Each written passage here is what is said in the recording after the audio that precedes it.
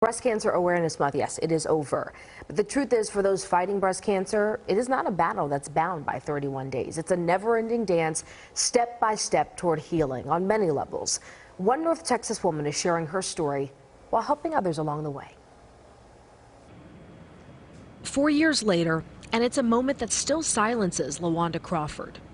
Got the call about 9:30 in the morning, December 5th, 2018.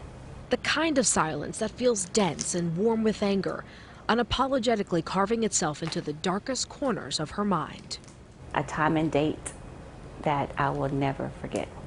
When the radiologist called, I had him on speakerphone because I was in the office with the physician I work for. And that's when he told me that my biopsy came back positive for breast cancer. Those two words pinging between Lawanda's heart and mind just 1 week before her scheduled yearly mammogram, which she started getting at 38. As a nurse who's always advocated for her patients, she was about to learn what it meant to be one. It was hard. It was real hard. Because in the back of my mind, I'm doing all of these self-diagnosis and prognosis, and this stage, what's the percentage that you're going to live past 50, or, just all of those different things went through my mind. The mountain of statistics were not enough to shake Lawanda's faith. They did, however, reignite her desire to continue advocating for others. It really makes me think about why I went into healthcare. We all say we want to make a difference.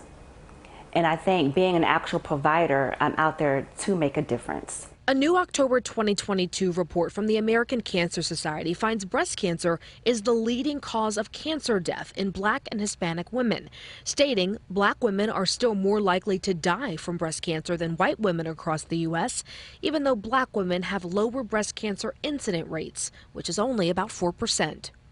That mortality rate is actually at 40%. 40%, and that's way too high. Sometimes women can't get off of work, daycare, health care. There are a lot of different challenges that come into play that may have a woman not being able to go get their mammograms. ACS says more Black women are dying because they're not diagnosed fast enough and don't have access to quality treatment. Often, African American women and men aren't being heard. Often we go to doctors' offices and say, we heard here, this isn't right, and it's overlooked. And I think over time, we've just grown to accept those things and forget to advocate for ourselves. Lawanda used her voice, and in doing so, saved her life. When I went to my mammogram and I was able to show them exactly where it was, I think that was a key point in me getting diagnosed quickly and starting my treatment plan within a month after that. And I celebrate the day I was diagnosed because to me, that's when I put them pink gloves on. My prayer warriors came into it and we said, no, not today. So today she is celebrating her 4th birthday.